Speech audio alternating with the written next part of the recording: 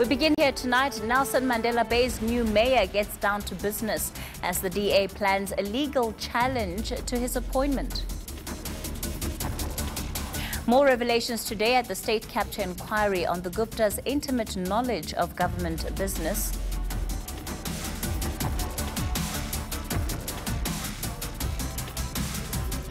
And Theresa May's promising to increase British investment in Africa. She talks to ENCA's Jane Dutton about her trip. It's great to have you with us on the channel tonight. Newly appointed Nelson Mandela Bay Mayor Mongameli Bobani says there's no time to waste and his work must start immediately. Bobani's appointment comes shortly after the removal of Council Speaker Jonathan Lewak yesterday.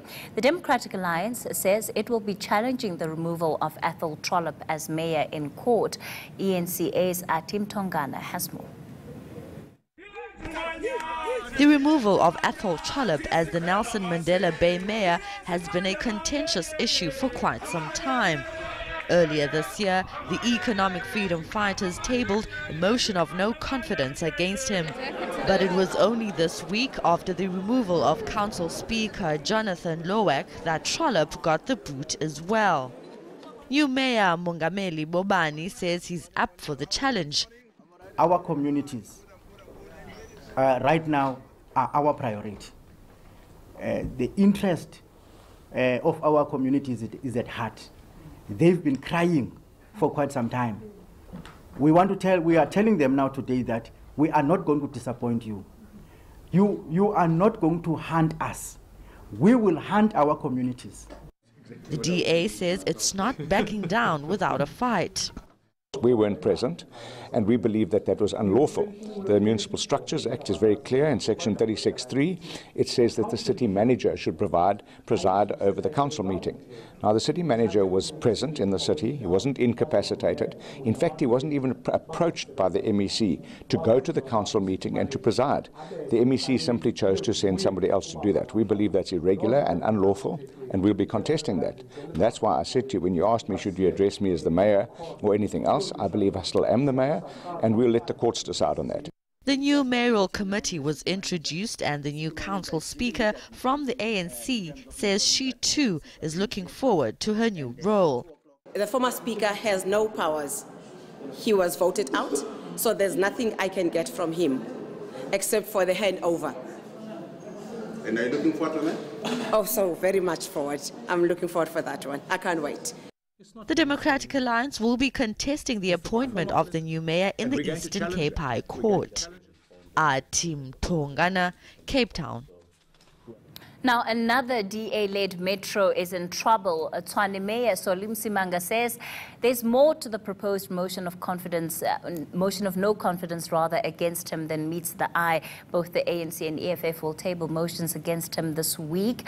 They're accusing him of involvement in the irregular issuing of a multi-billion rand tender.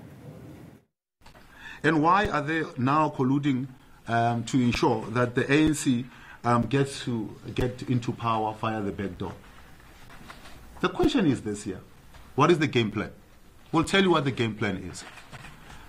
Either somebody gets elected from the opposition to lead the opposition, or then they want to push that there is no mayor in place so that it gets to a point where the province, which is ANC, gets to then assume government. ENCA has confirmed Themba Maseko will testify before the state capture inquiry tomorrow. The former government spokesperson follows former ANC MP Fakey Mentor. Today, Mentor described the disrespect she claims a Gupta brother showed the president in 2010.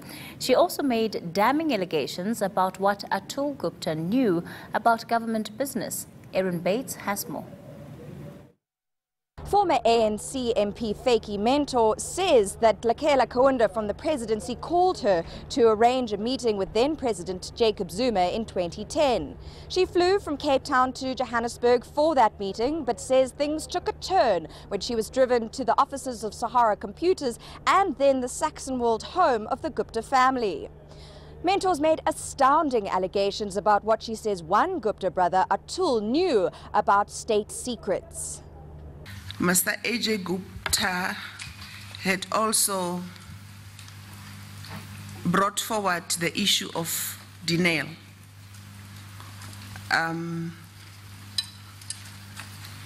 He mentioned an issue of denial that pertained between denial and some companies in India and the Indian government, particularly the Indian government.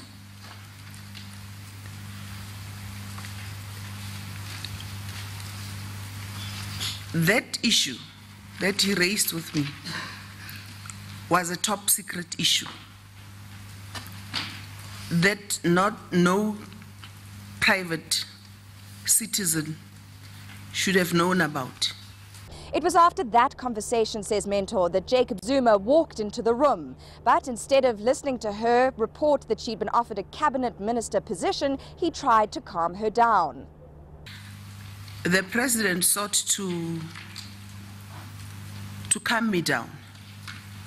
He did not address the issues that I was putting before him. He repeatedly told me to calm down. I felt that he was not paying attention to the issues I was bringing to his attention, and I felt that he was finding issue with me, rather, with my agitation and with my anger. That further frustrated me.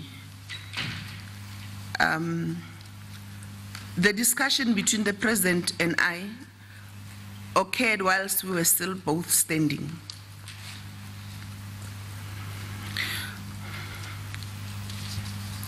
He continued to calm me down, and I realized that he is not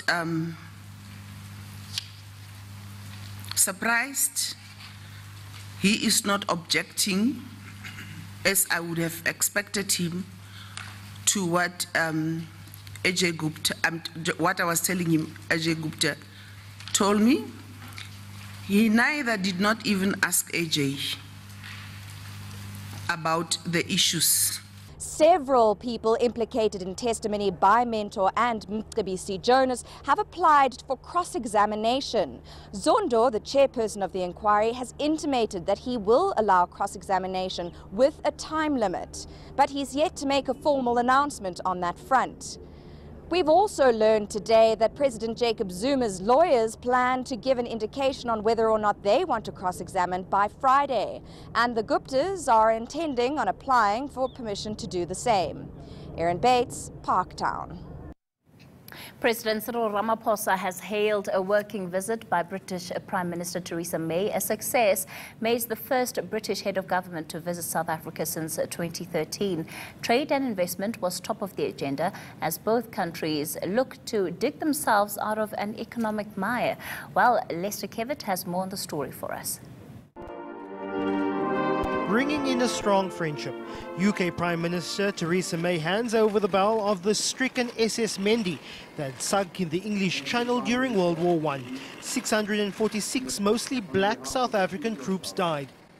Earlier, President Cyril Ramaphosa and his counterpart held a bilateral meeting with cabinet members. Top of the agenda, trade and investment. South Africa is looking for direct foreign investment to resuscitate a local economy on its knees, assuring May of political stability and a responsible land reform program. The support the UK is willing to give to support our investment drive towards achieving our 100 billion rand objective, $100 billion. How can I make such a mistake? It's $100 billion to foster investments in a number of sectors of our economy. The UK is South Africa's sixth largest trading partner, one of the partners it's relying on to continue open trade post-Brexit. We want to build on the strong foundation of our economic relationship to ensure the prosperity and security of our people. The UK is one of South Africa's largest trading partners, with our trade worth over £9 billion last year. And we've agreed that as the UK prepares to leave the EU, we must think about how to grow that trade in the future. May says she's looking forward to visiting Nigeria and Kenya, regional powerhouses in West and East Africa respectively. Lester Kivat, Parliament. And of course, coming up a little bit later on the show, Jane Dutton talks to Theresa May. We'll bring you that in a short while. Let's take a look at this now. A new black-owned television news channel will soon take to the air. Newsroom Africa will replace Afro Worldview, formerly known as ANN7. It will be led by Tabile Ngwatu, who was previously at the SABC, and Thokozane Nkosi from Eclipse TV. MultiChoice CEO Calvo Mawela says they will make sure the channel is politically non-aligned. What we have set out in the RFP, and which everybody has committed to, is that they were going to make sure that they do not have any political interference, they remain unbiased. And those are part of the contractual commitments that we will want to put in place to ensure that they stick to the word, to the letter of the word that they've promised us. And we'll do that through the contractual and regular evaluation of how this news channel performs. Maybe if I could also add that I think that, you know, the credibility of a news channel is very much tied up with, you know, being able to offer objective views and objective stories and making sure that multiple viewpoints are heard and that you actually do cover every angle of the story. So essentially, this is the undertaking that the channel has accepted. This is why they have an independent editorial board of governors. And I think we know that where objectivity becomes an issue, you know, it actually does damage the reputation and the credibility of the channel. So the public will ultimately be the judge of the credibility and the objectivity of the channel. Yeah. The Ekenhof pump station should be fully operational by tomorrow morning. That's according to Johannesburg City Power. An electrical transformer, that is, exploded yesterday and affected the Rand Water pump station. Parts of Western Johannesburg, the West Rand and the Northwest have been without water as a result. Engineers have been working around the clock since the explosion yesterday. In terms of water, it's a different story because the transformer that burned down was especially dedicated to Rand Water, so it's a lot of work to deal with that. And we also, obviously, in terms of the report that I got from Rand Water, is that even when electricity comes back, let's say it comes back around lunchtime tomorrow for Rand Water, it will take another while for them to fill up the reservoirs and ensure that they open the water to the community. So it might be until around late Wednesday or Thursday morning. Well, earlier we spoke about the British Prime Minister Theresa May's visit, and of course, as she's concluded that visit, she spoke to Jane Dutton about South Africa's land reform negotiations, land reform process rather, Brexit negotiations and Zimbabwe's election. We'll bring you that interview shortly.